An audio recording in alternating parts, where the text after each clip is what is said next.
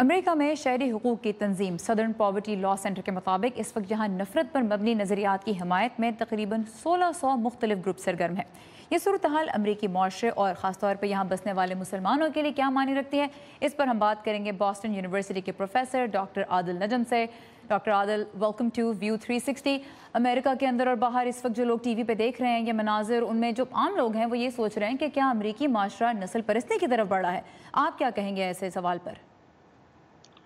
میرے خیال میں معاشرہ نسل پرستی کی طرف بڑھ رہا ہو یا نہیں یہ طے کرنا قبل از وقت ہے، لیکن یہ یقیناً کہا جا سکتا ہے کہ جو نسل پرست گروہ ہیں، چاہے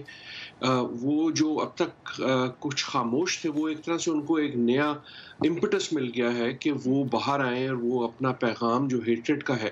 اس کو وہ زیادہ پبلک کریں، اور اس سے یہ خدشہ ہوتا ہے کہ نسل پرستی بھی بڑھے گی۔ تو ایک جو انڈر لائن نسل پرستی تھی جو سوسائٹی میں سپریس ہوئی تھی، کیونکہ سوسائٹی نے یہ طے کر لیا تھا کہ یہ غلط ہے، اس لیے جو لوگ ایسا سوچتے بھی تھے وہ ظاہر نہیں کرتے تھے، وہ خصوصاً پچھلے ایک سال میں ٹرمپ صاحب کی الیکشن سے پہلے اور اس کے بعد ان کو ایک نیا کانفیڈنس سا مل گیا ہے،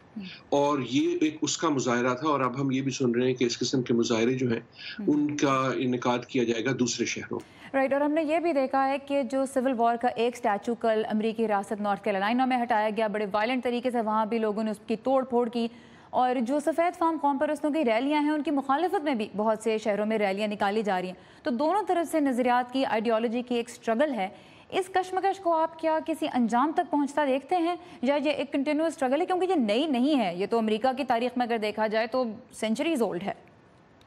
یقیناً نئی نہیں ہے، اور یقیناً امید تو یہی ہے کہ انجام تک پہنچے گی اور انجام جو ہوگا وہ اچھا ہوگا، لیکن فرق یہ ہے کہ حالانکہ یہ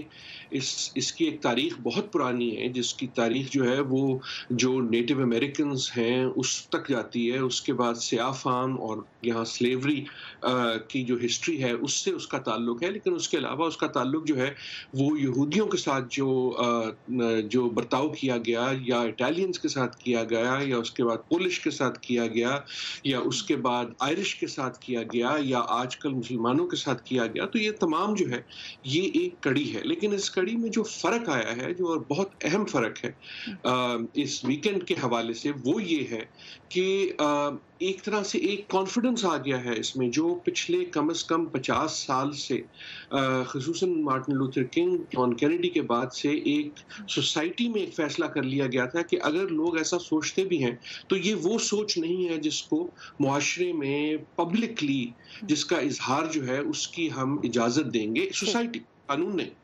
وہ ایک طرح سے کھل کے باہر آ گیا، اور وہ ایک بہت بہت تشویشناک چیز ہے۔ مختصر یہ اس سے زیادہ تشویشناک چیز یہ تھی کہ مسئلہ صرف اسٹیچو کا نہیں تھا، اسٹیچو کے مسئلے ہوتے رہتے ہیں، مسئلہ جو نازی سمبلز کا تھا، جو نعروں کا تھا، جو بات کا تھا،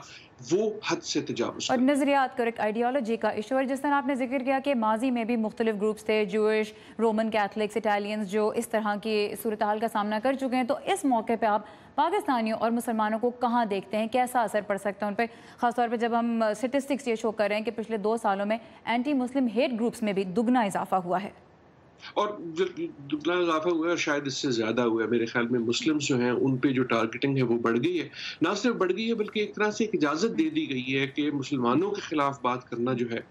وہ جائز ہے، کیونکہ یہ تو ہیں ہی ایسے۔ اور جب بھی ایسی نفرت پھیلائی گئی ہے وہ اسی پہلو پہ پھیلائی گئی ہے۔ لیکن میرے خیال میں اس واقعے سے جو ہمیں سبق سیکھنا ہے وہ صرف یہ نہیں ہے کہ ڈر جاؤ،